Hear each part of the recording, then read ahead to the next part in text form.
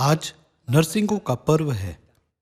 मैं प्रार्थना करता हूँ कि स्वर्ग पिता और माता इस नरसिंगों के पर्व के द्वारा सियोन के परिवार के सभी सदस्यों पर बहुतायत से पवित्र आत्मा की आशीष बरसाएंगे।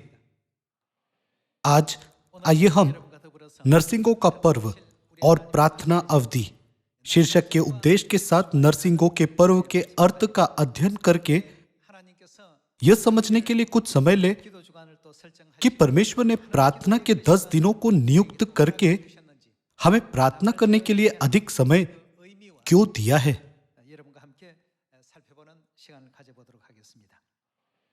नरसिंगों का पर्व प्रायश्चित के दिन की तैयारी करने के लिए नियुक्त किया गया था। इजरायलियों ने प्रायश्चित के दिन से 10 दिन पहले ऊंचे स्वर से नरसिंगे फूके ताकि सब इजरायलियों को अधिक धर्मी और पवित्र जीवन जीने की याद दिला सके। परमेश्वर ने प्रतिज्ञा की थी कि इजरायलियों द्वारा वर्ष भर में किए गए सभी पापों और अपराधों को इस दिन क्षमा कर दिया जाएगा। प्रायश्चित के दिन की तैयारी में पवित्र कैलेंडर के अनुसार 7वें महीने के पहले दिन नरसिंगों को फूका गया था। यह नरसिंगों के पर्व की शुरुआत है, जो शरद ऋतु का पहला पर्व है।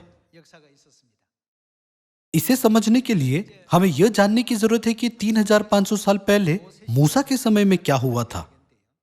इजरायलियों के साथ लाल समुद्र पार करने के बाद 50वें दिन मूसा पहली बार 10 आज्ञाओं को प्राप्त करने के लिए सीनै पर्वत पर चढ़ गया।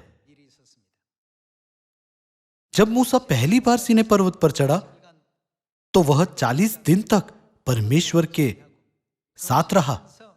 जब मूसा परमेश्वर के साथ था तब उसने न तो जल पिया और न रोटी खाई। परमेश्वर ने उसे 10 आज्ञाओं की पत्थर की पट्टियाएं दी और उसे निर्देश दिया कि वह सब इजरायलियों को सिखाए कि इन आज्ञाओं के साथ परमेश्वर की सेवा कैसे करे।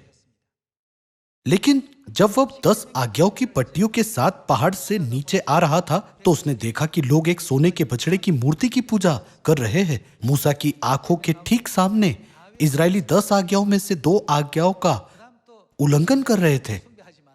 जिन आज्ञाओं का उन्होंने उल्लंघन किया वे ये थी, तुम मुझे छोड़ दूसरों को ईश्वर करके न मानना और तू किसी मूर्ति की उपासना न करना। तब मूसा ने परमेश्वर से प्राप्त पवित्र 10 आज्ञाओं की पट्टियों को पहाड़ से नीचे फेंककर टुकड़े टुकड़े कर दिया। इस तरह की मूर्ति पूजक पीढ़ी 3500 साल पहले मौजूद थी। परमेश्वर ने इस घटना को एक भविष्यवाणी के रूप में घटित होने दिया ताकि हमें यह दिखाया जा सके कि भविष्य में उनके छुटकारे के कार्य में क्या होगा। मूसा इजरायलियों पर बहुत क्रोधित हुआ। मूसा ने सोचा यह उन लोगों के लिए अस्वीकार्य है जिन्हें केवल परमेश्वर की आराधना करनी चाहिए। इसलिए उसने लेवीय गोत्र को आज्ञा दी कि वे सब मूर्ति पूजकों को मार डाले। उस दिन लगभग 3000 लोग मार डाले गए।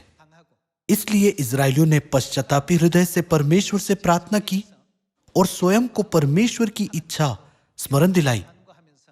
उन्होंने अपने पापों और अपराधों की क्षमा मांगते हुए परमेश्वर से याचना की।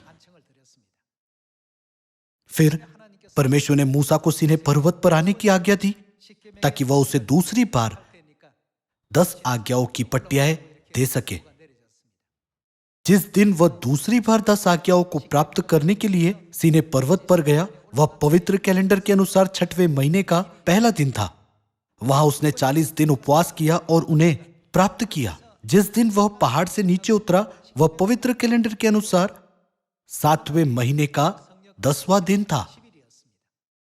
इजरायलियों को स्मरण दिलाने के लिए कि परमेश्वर ने उनके पापों को क्षमा किया और लोगों को यह जानने देने के लिए कि प्रायश्चित का दिन निकट आ रहा है, परमेश्वर ने उन्हें आज्ञा दी कि वे प्रायश्चित के दिन से 10 दिन पहले पवित्र कैलेंडर के अनुसार 7वें महीने के पहले दिन नरसिंगे फूंक कर नरसिंगों का पर्व मनाए। आज नरसिंगों के पर्व में कई अर्थ शामिल है, लेकिन उनमें से सबसे महत्वपूर्ण अर्थ पश्चाताप है। पश्चाताप के नरसिंगे का अर्थ नरसिंगों के पर्व में निहित है, जिसे आज हम मना रहे हैं। इसलिए परमेश्वर ने हमें नरसिंगों के पर्व से प्रायश्चित के दिन तक प्रार्थना के 10 दिनों के दौरान पश्चाताप करने का समय दिया। हमें बाइबल के द्वारा इस पर्व के अर्थ को सही तरह से समझना चाहिए और परमेश्वर को महिमा देनी चाहिए। आइए हम निर्गमन अध्याय 34 के द्वारा देखें कि इजरायलियों ने 10 आज्ञाओं की दूसरी तख्तियों को कैसे प्राप्त किया।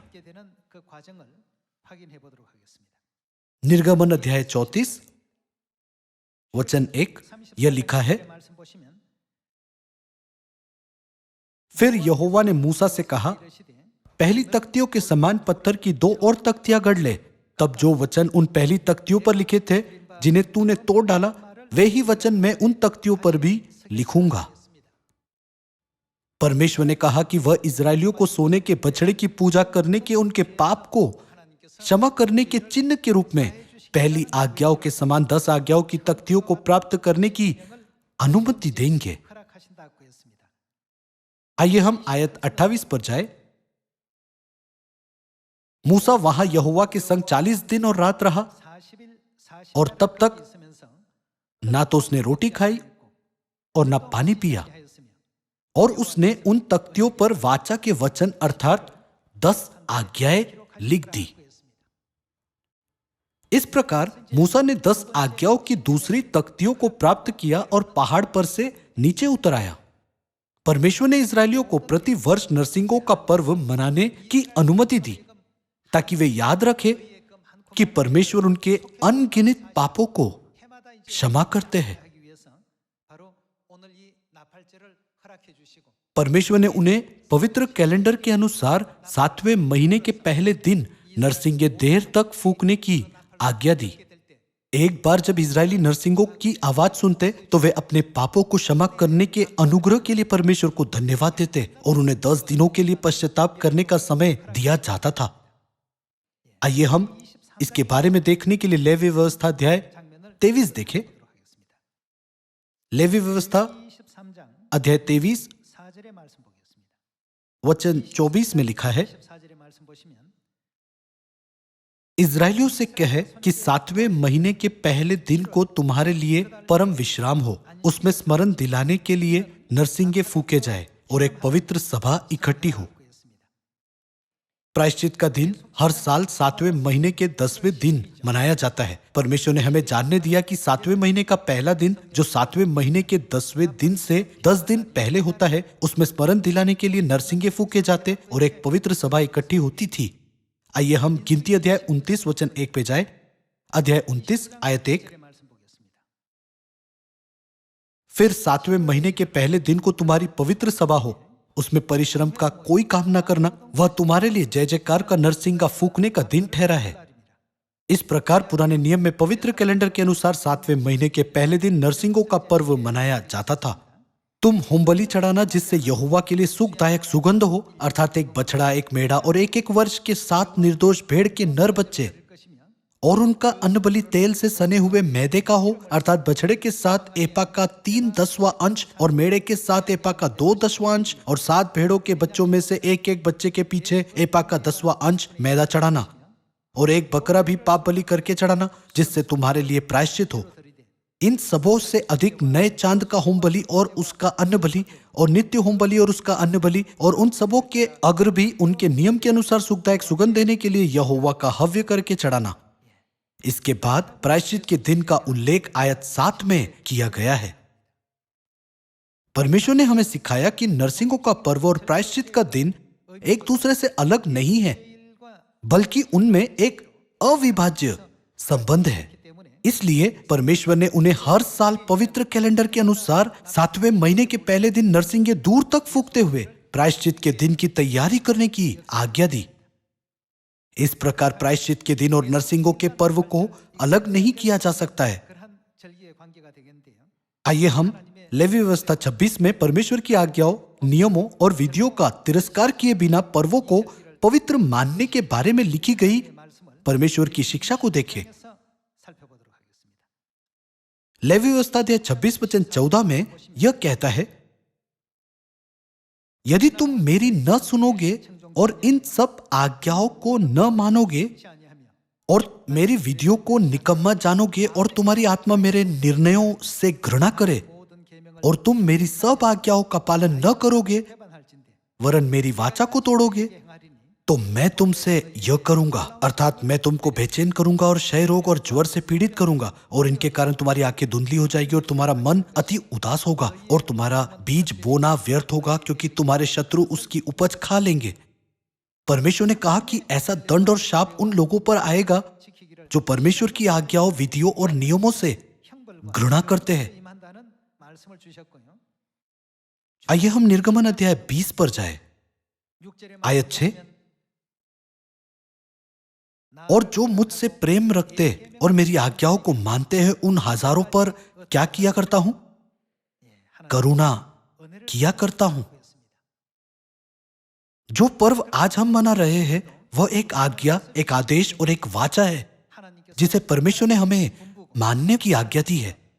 परमेश्वर अपनी सारी आज्ञाओं को मानने वालों की कितनी पीढ़ियों पर करुणा करेंगे? परमेश्वर ने इन लोगों की हजारों पीढ़ियों पर करुणा करने का वादा किया है। उन्होंने यह वादा इस पर्व में रखा है। नई वाचा के युग में सबसे महत्वपूर्ण चीज जो हम परमेश्वर को अर्पित कर सकते हैं वह प्रार्थना है। इसलिए परमेश्वर ने नरसिंगों के पर्व से शुरू करके प्रायश्चित के दिन तक हमें प्रार्थना अवधि को मनाने की अनुमति दी है। लूका अध्याय 1 के द्वारा आइए हम इस प्रार्थना अवधि के दौरान होने वाले परमेश्वर के कार्य और उस प्रक्रिया पर करीब से नजर डालें जिसके द्वारा संतों के प्रार्थना करने पर यह प्रार्थना परमेश्वर तक पहुंचती है। लूका अध्याय 1 वचन 8 में लिखा है, जब वह अपने दल की पारी पर परमेश्वर के सामने याजक का काम करता था तो याजकों की रीति के अनुसार उसके नाम पर चिट्ठी निकली कि प्रभु के मंदिर में जाकर धूप जलाए। धूप जलाने के समय लोगों की सारी मंडली क्या कर रही थी? बाहर प्रार्थना कर रही थी। याजक मंदिर में गए और धूप जलाई जबकि सब इस्राएली बाहर एक साथ प्रार्थना कर रहे थे। क्या वह परमेश्वर नहीं है जो पवित्र आत्मा के इस युग में आत्मिक महायाजक है? बाइबल में लिखा है, यीशु को परमेश्वर की ओर से मल्कीसिदक की रीति पर महायाजक का पद मिला। फिर इस पर्व में जब महायाजक मंदिर में धूप जलाते हैं तब हम परमेश्वर के लोगों को क्या करना चाहिए? हमें एक साथ प्रार्थना करने की जरूरत है। याजकों द्वारा जलाई गई धूप के साथ परमेश्वर के लोगों की प्रार्थना होनी चाहिए। प्रार्थना के बिना आराधना कभी भी पूर्ण नहीं मानी जा सकती है। आराधना के लिए प्रार्थना अनिवार्य है। प्रेरित यूहन्ना को दिए गए प्रकाशन के द्वारा हम प्रार्थनाओं के महत्व को समझ सकते हैं। आइए हम प्रकाशित वाक्य अध्याय 8 वचन 3 देखें। फिर एक और स्वर्गदूत सोने का धूपदान लिए हुए आया और वेदी के निकट खड़ा हुआ और उसको बहुत धूप दिया गया कि सब पवित्र लोगों की किसके साथ? प्रार्थनाओं के साथ सोने की उस वेदी पर जो सिंहासन के सामने है चढ़ाए। उस धूप का धुआं पवित्र लोगों की प्रार्थनाओं सहित स्वर्गदूत के हाथ से कहां पहुंच गया? परमेश्वर के सामने पहुंच गया। तब स्वर्गदूत ने धूपदान लेकर उसमें वेदी की आग भरी और पृथ्वी पर डाल दी और गर्जन और शब्द और बिजलियां और भूकंप होने लगे। यह लिखा है कि धूप का धुआं पवित्र लोगों की प्रार्थनाओं सहित स्वर्गदूत के हाथ से परमेश्वर के सामने पहुंच गया। सभी लोगों, क्या इसका मतलब यह नहीं है कि जब याजक परमेश्वर को बलि चढ़ाते थे तो सभी लोग बाहर प्रार्थना करके सभी विधि में भाग लेते थे? प्रेरित यूहन्ना ने एक दर्शन देखा कि संतों की प्रार्थना कहां जाती है। उसने देखा कि धूप का धुआं पवित्र लोगों की प्रार्थनाओं सहित स्वर्गदूत के हाथ से परमेश्वर के सामने पहुंच गया। बाइबल कहती है कि किसी की भी प्रार्थनाओं को छोड़ा नहीं गया था और वे सभी परमेश्वर के पास लाई गई थी। इसलिए याजकों द्वारा जलाई गई धूप और लोगों की प्रार्थनाओं को हमेशा एक साथ पेश किया जाना चाहिए। क्या इसी कारण से हम सबत के दिन की आराधना के दौरान और दैनिक प्रार्थना के समयों में भी हमेशा प्रार्थना नहीं करते? प्रायश्चित के दिन तक की इन 10 दिनों की प्रार्थना के दौरान हमें बहुत अधिक प्रार्थना करनी चाहिए। आइए हम प्रकाशित वाक्य अध्याय 5 वचन 6 पर एक नजर डालें। तब मैंने उस सिंहासन और चारों प्राणियों और उन प्राचीनों के बीच में मानो एक वध किया हुआ मेमना खड़ा देखा। उसके 7 सींग और 7 आंखें थी। ये परमेश्वर की 7 आत्माएं हैं जो सारी पृथ्वी पर भेजी गई है। उसने आकर उसके दाहिने हाथ से जो सिंहासन पर बैठा था वह पुस्तक ले ली। जब उसने पुस्तक ले ली तो वे चारों प्राणी और 24 प्राचीन उस मेमने के सामने गिर पड़े। उनमें से हर एक के हाथ में वीणा और धूप, जो धूप क्या है? पवित्र लोगों की प्रार्थनाएं हैं, से भरे हुए सोने के कटोरे थे। हम परमेश्वर से जो प्रार्थना करते हैं वह कभी गायब नहीं होगी। हमारी प्रार्थनाएं सिर्फ उस पल के लिए नहीं होती और न ही कुछ समय बाद भुला दी जाती है। हमारी सभी प्रार्थनाएं धूप का धुआं बन जाती है और स्वर्गदूतों द्वारा परमेश्वर के सिंहासन तक पहुंचाई जाती है। इसलिए हमें हर दिन ऐसी अनुग्रहपूर्ण प्रार्थना करनी चाहिए जो परमेश्वर द्वारा स्वीकार किए जाने के योग्य हो। नरसिंगों के पर्व पर की जाने वाली प्रार्थनाएं पश्चाताप की प्रार्थनाएं होनी चाहिए। चूंकि हमारी प्रार्थनाओं का केंद्र पश्चाताप है, इसलिए हमें न केवल उन पापों के लिए जो हमने पूरे वर्ष में किए थे, बल्कि उन सभी पापों और अपराधों के लिए भी जो हमने स्वर्ग में किए थे, अपने हृदय की गहराई से पश्चाताप करना चाहिए। सच्चे पश्चाताप के द्वारा हम पिता और माता को प्रसन्न कर सकते हैं और अनंत स्वर्ग के राज्य में लौट सकते हैं। परमेश्वर हमारी कमजोरियों को अच्छी तरह से जानते हैं, इसलिए परमेश्वर हमेशा हमारे लिए प्रार्थना करते हैं।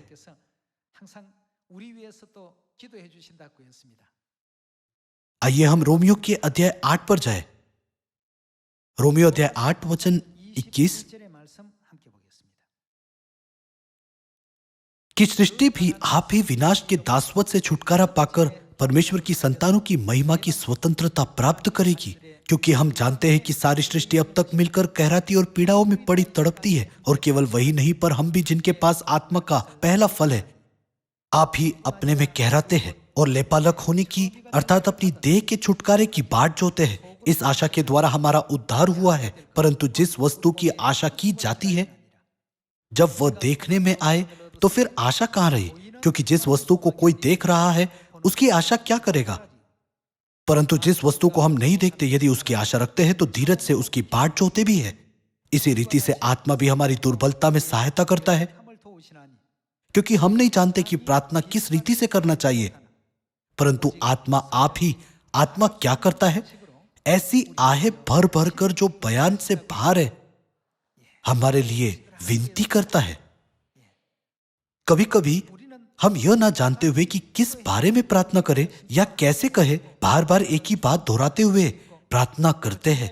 हालांकि बाइबल के अनुसार इस कारण आत्मा स्वयं हमारे लिए ऐसी आहें भर भर कर जो बयान से बाहर है हमारे लिए प्रार्थना करता है। आइए हम आयत 33 में इसकी पुष्टि करें। परमेश्वर के चुने हुओं पर दोष कौन लगाएगा? परमेश्वर ही है जो उनको धर्मी ठहराने वाला है। फिर कौन है जो दंड की आज्ञा देगा? मसीह ही है जो मर गया वरन मुर्दों में से जी भी उठा और परमेश्वर के दाहिनी ओर है। और हमारे लिए परमेश्वर हमारे लिए क्या करते हैं? निवेदन भी करता है। निवेदन करने का अर्थ है प्रार्थना करना, है ना? बाइबल कहती है कि परमेश्वर निरंतर हमारे लिए प्रार्थना कर रहे हैं। जैसे परमेश्वर ने इजरायलियों को सोने के बछड़े की मूर्ति की उपासना करने के पाप के लिए पश्चाताप करने का समय प्रदान करते हुए नरसिंगा फूंकने की आज्ञा दी, ठीक वैसे परमेश्वर हमें प्रार्थना के द्वारा पश्चाताप करने का समय प्रदान करते हैं। इन प्रार्थनाओं के द्वारा परमेश्वर हमें सक्षम बनाते हैं कि हम परमेश्वर के साथ अपने संबंधों को मजबूत करें, उनके साथ संवाद करें और इस पृथ्वी पर वर्ष भर किए गए सभी पापों के साथ साथ उन सभी पापों के लिए पश्चाताप करें जो हमने इस पृथ्वी पर आने से पहले स्वर्ग में किए थे। आइए हम इब्रानियों अध्याय 7 में एक और वचन देखें। आइए हम इब्रानियों अध्याय 7 वचन 22 पढ़े। इस प्रकार यीशु एक उत्तम वाचा का जामीन ठहरा। वे तो बहुत बड़ी संख्या में याजक बनते आए। इसका कारण यह था कि मृत्यु उन्हें रहने नहीं देती थी, पर यह युगान युग रहता है। यीशु के पास किस प्रकार का याजक पद है? यह लिखा है कि उनका याजक पद अटल है। इस कारण उसका याजक पद अटल है। इसीलिए जो उसके द्वारा परमेश्वर के पास आते हैं वह उनका पूरा पूरा उद्धार कर सकता है, क्योंकि वह क्या करने को? उनके लिए विनती करने को सर्वदा जीवित है। हम बाइबल के द्वारा इस बात की पुष्टि कर सकते हैं कि मसीह जो परमेश्वर है इस क्षण भी लगातार हमारे लिए प्रार्थना कर रहे हैं। सभी लोगों नरसिंगों के पर्व के द्वारा जिसे हम आज मना रहे हैं, हमें दुनिया भर में सभी लोगों की ओर यह कहते हुए नरसिंगे फूकने की जरूरत है कि मन फिराओ, क्योंकि स्वर्ग का राज्य निकट है। इसलिए हमारे नरसिंगे फूकने में एक महत्वपूर्ण अर्थ भी है। सभी मानव जाति को किसे प्राथमिकता देनी चाहिए? जिन्होंने स्वर्ग में पाप किया और जिन्हें इस पृथ्वी पर गिरा दिया गया। क्या यह पश्चाताप नहीं है? क्योंकि हमने पाप किया था और इस पृथ्वी पर गिरा दिए गए थे, तो मुझे लगता है कि हम सभी के पास परमेश्वर से क्षमा मांगने की जिम्मेदारी की भावना होनी चाहिए। तब हमारे विश्वास के जीवन में जो सबसे आवश्यक है वह है पापों की क्षमा। पापों की क्षमा प्राप्त करने के लिए हमें पश्चाताप करना चाहिए। यदि हमने अपना जीवन सांसारिक सुख या सांसारिक लालच के लिए जिया है, तो हमें पश्चाताप करने और अपने पूरे हृदय, मन, आत्मा और शक्ति को परमेश्वर की ओर निर्देशित करने की आवश्यकता है। जब हम ऐसा करते हैं तो हम बदल सकते हैं, ताकि हमारा विश्वास मजबूत हो सके और हमारा हृदय हमेशा परमेश्वर की ओर बना रह सके। आइए हम आज के उपदेश को समाप्त करने से पहले एक और वचन देखें। आइए हम लूका रचित सुसमाचार पर जाएं। लूका अध्याय 11 वचन 9। और मैं तुमसे कहता हूं कि मांगो तो तुम्हें दिया जाएगा, ढूंढो तो तुम पाओगे, खटखटाओ तो तुम्हारे लिए खोला जाएगा। क्योंकि जो कोई मांगता है उसे मिलता है, और जो ढूंढता है वह पाता है, और जो खटखटाता है उसके लिए खोला जाएगा। तुम में से ऐसा कौन पिता होगा कि जब उसका पुत्र रोटी मांगे तो उसे पत्थर दे, या मछली मांगे तो मछली के बदले उसे सांप दे, या अंडा मांगे तो उसे बिच्छू दे? अतः जब तुम बुरे होकर अपने बच्चों को अच्छी वस्तुएं देना जानते हो, तो हमारे स्वर्गीय पिता अपने मांगने वालों को मांगो की जगह पर हम और कौन सा शब्द उपयोग कर सकते हैं? जब हम परमेश्वर से कुछ मांगते हैं तो क्या हम हमेशा प्रार्थना नामक तरीके से वह नहीं करते? तो स्वर्गीय पिता अपने मांगने वालों को पवित्र आत्मा क्यों ना देगा?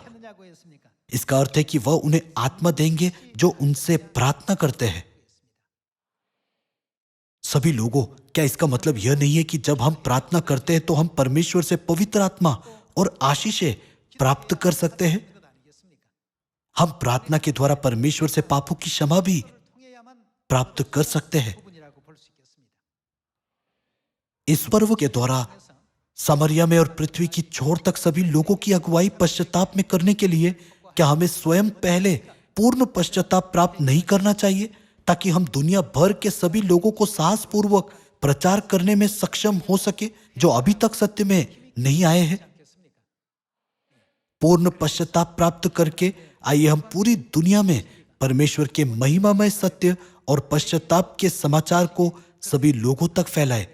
पश्चाताप के समाचार के साथ हमें इस आनंदमय समाचार का प्रचार करना चाहिए कि परमेश्वर पापों की क्षमा, उद्धार, अनंत जीवन और स्वर्ग के राज्य के द्वार खोलेंगे। परमेश्वर ने हमें पश्चाताप करने के लिए नरसिंगों का पर्व मनाने की अनुमति दी है। अब हमें पृथ्वी में रहने वाले सभी लोगों की अगुवाई पश्चाताप में करते हुए संसार की ओर नरसिंगा फूकना चाहिए। जब हम नरसिंगे फूके तो मुझे आशा है कि आप और मैं पहले पूर्ण पश्चाताप प्राप्त करेंगे। परमेश्वर के साथ आइए हम मिलकर सुसमाचार के इस महान कार्य को पूरा करें जो पिता परमेश्वर और माता परमेश्वर को प्रसन्न करता है। पश्चाताप करने वालों को परमेश्वर बहुतायत से आशीषें प्रदान करते हैं। जैसे आप खोए हुए पुत्र के दृष्टांत को अच्छी तरह जानते हैं, उस उड़ाव पुत्र का क्या परिणाम हुआ जो पश्चाताप करके घर वापस आया। उड़ाव पुत्र घर लौट आया और सोचा, मैं पिताजी से कहूंगा कि मुझे अपने एक मजदूर के समान रख ले। एक पुत्र के रूप में घर लौटने के बजाय उड़ाव पुत्र अपने पिता के घर में एक मजदूर बनने की आशा से घर लौट आया। लेकिन जब पिता ने देखा कि उसके पुत्र ने अपने पिछले सभी पापों के लिए पश्चाताप किया और घर लौट आया, तो उसने अपने पुत्र को क्षमा कर दिया। पिता ने बहुत खुश होकर सबसे अच्छा वस्त्र निकालकर अपने पुत्र को पहनाया और उसके हाथ में अंगूठी और पांवों में जूतियां पहनाई और अपने बेटे के लिए एक भोज आयोजित किया। हम इसे लूका रचित सुसमाचार में देख सकते हैं। अपने आत्मिक स्वदेश अर्थात अनंत स्वर्ग के राज्य की लालसा करते हुए जहां हम जल्द ही लौटेंगे, आइए हम एक बार फिर अपने हृदयों पर अंकित करें कि इस तरह का परिणाम हमें आत्मिक रूप से दिया जाएगा। मैं आशा करता हूं कि इस नरसिंगों के बहुमूल्य पर्व के द्वारा हम परमेश्वर की ओर से महान आशीषें प्राप्त करें। इसके द्वारा मैं आज के उपदेश को समाप्त करना चाहूंगा। आपका बहुत बहुत धन्यवाद।